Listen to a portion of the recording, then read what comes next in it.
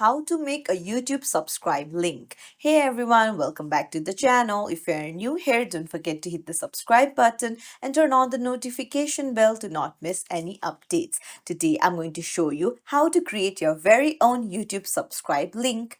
So let's dive right in. Open up your YouTube app and then go to the profile icon on the bottom right corner of the screen, and now tap on view channel. So once you are there, you will see three dots on the top right corner of the screen. Tap on it and then tap on the share option.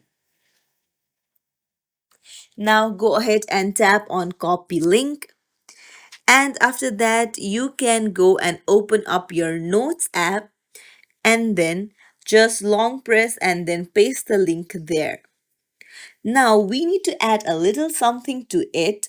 So at the end of the link, type in a question mark and then write sub, and then just put in an underscore and then write confirmation and then equals to and then 1.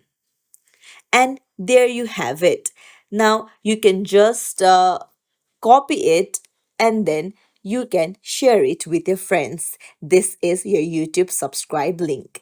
If you found this tutorial helpful, don't forget to like and subscribe to our channel for more tips and tricks. Thank you for watching. See you in the next video, everyone.